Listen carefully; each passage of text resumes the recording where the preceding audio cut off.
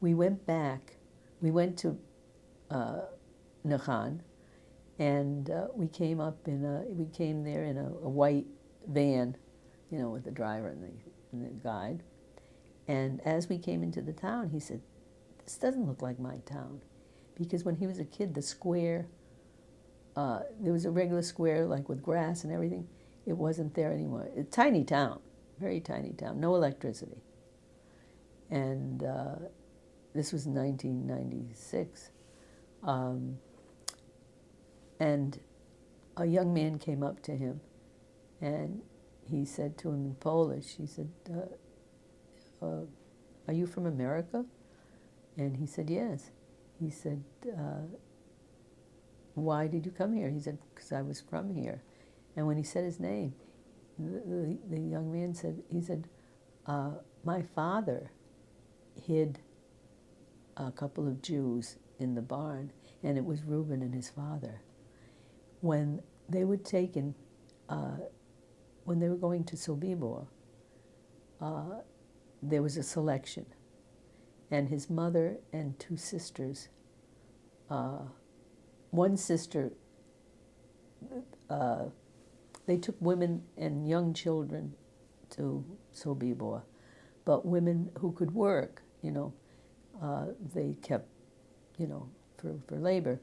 So one of his sisters was 18, and they put her in another line, and she begged them, "No, I want to stay with my mother," and she was killed. But Reuben and his father were taken back to town as a cleanup detail with other men. The cleanup detail was they had to go in people's houses, you know, the Jewish houses, and take out anything of value, almost everything, and it was shipped to Germany. And Reuben was very canny. He was a very good judge of character, and he really thought ahead. If he had had the education, he really probably would have been a lawyer or an honest politician. But he said to his father, he said, "The minute we're finished with this work, they're going to kill us. They'll either take us somewhere, or they'll just kill us on the spot." Because they killed his grandfather that way, his favorite grandfather, yeah. They cut off his beard and shot him. And he was the first Jew that they actually killed, the Nazis. So... in his town? Was he there for that? Yeah. Oh, yeah. Yeah.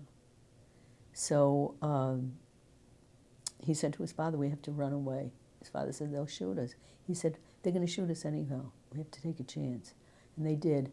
And they went to this farmer who had dealt with them, and he was very nice. And his son had gone to school with Reuben.